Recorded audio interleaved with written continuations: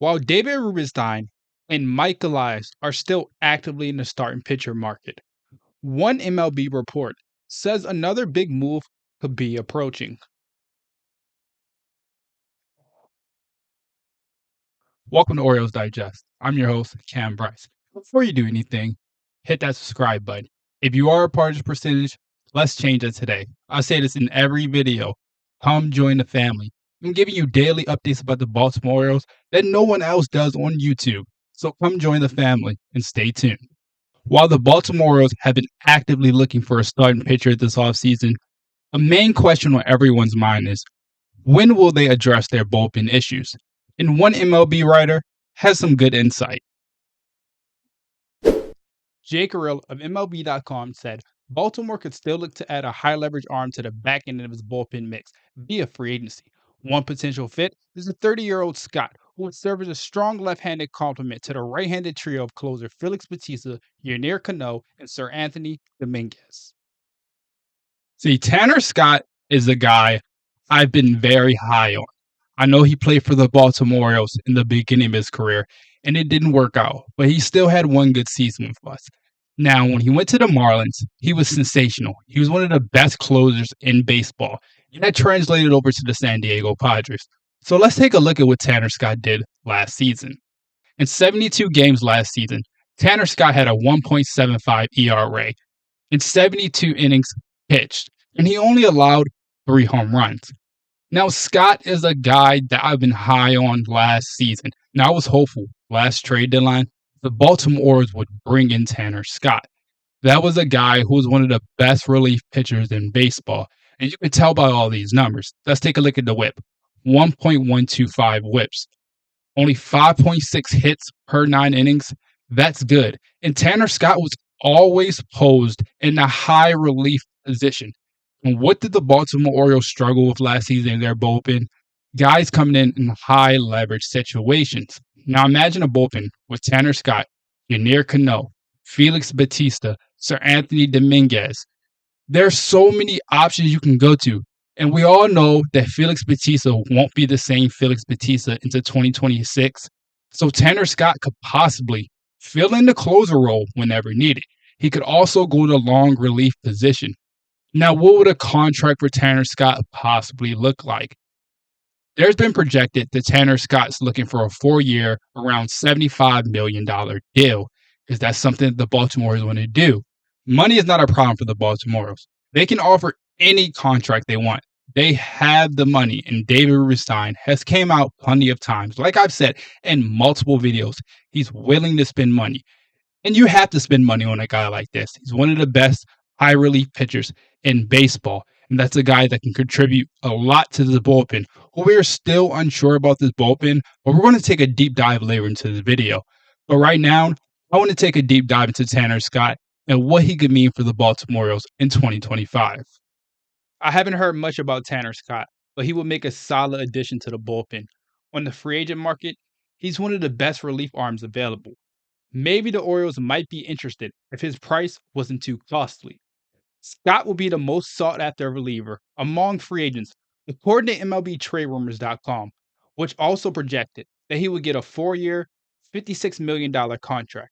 I simply don't see the Orioles offering a reliever a 4-year contract. But I could understand if it were 2 years, $28 million. Scott has improved his career since leaving the Orioles. But are they willing to pay the price? In 2021, he had a 5.17 ERA.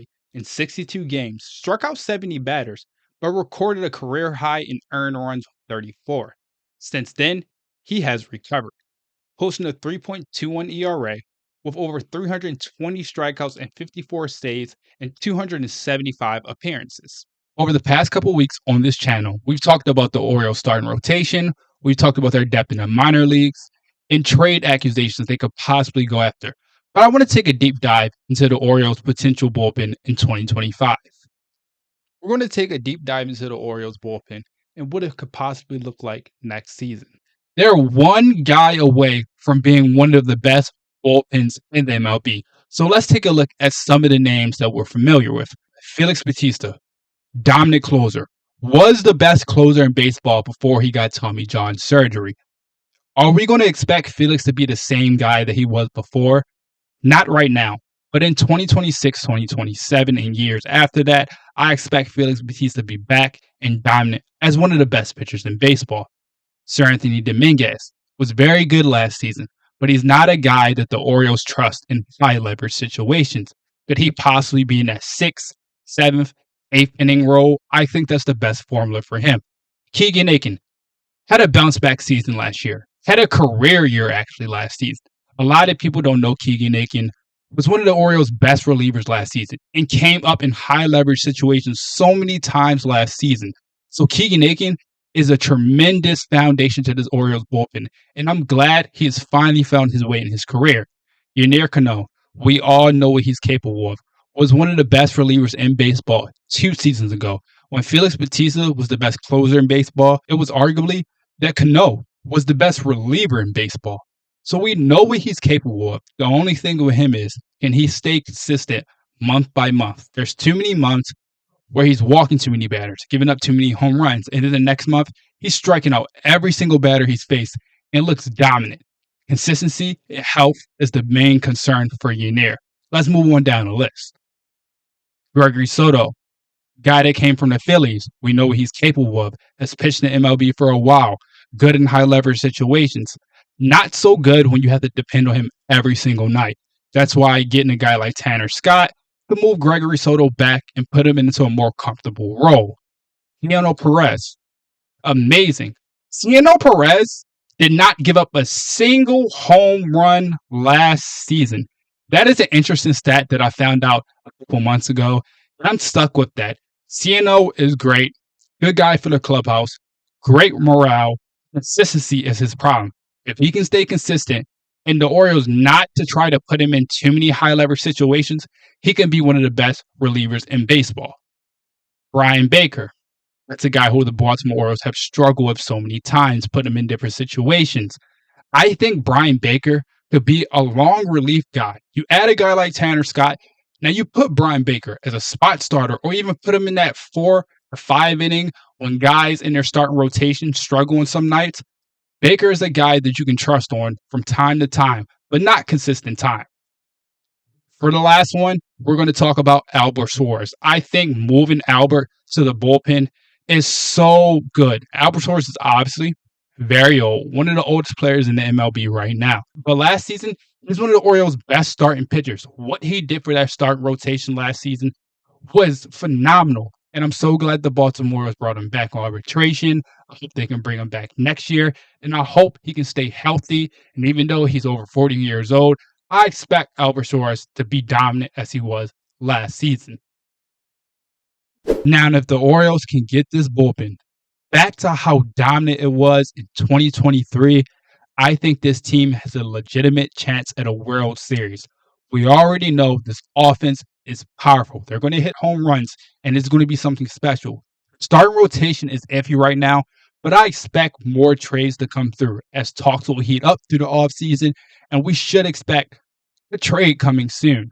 I don't have any expectations on what the trade was. Dylan Cease, Luis Castillo.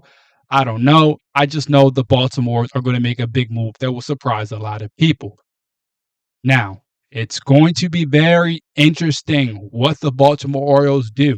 Did they offer Tanner Scott before they go out and get another starting pitcher? That will leave a lot of people uneasy. But I think that's a good move. Once you have a strong bullpen, the Baltimore Orioles don't need an ace. You can go so many games when you have pitchers pitching 4 or 5 innings, and then your bullpen takes over. They have so many guys they can go to. The last season, what the Orioles' problem was, the bullpen had to take too much of their starting rotation's load, and which that means is that the bullpen had to come out in too many nights. Guys didn't get enough rest, and now you get a guy like Tanner Scott. You're giving guys like Ciano Perez, Félix Bautista, Yennier Cano multiple nights off. So it's going to be interesting to see what the Baltimore Orioles do, but I expect big moves to come. Make sure you hit that subscribe button, subscribe to the YouTube channel, turn post notifications on. We're giving you daily updates about the Baltimore Orioles that you don't want to miss.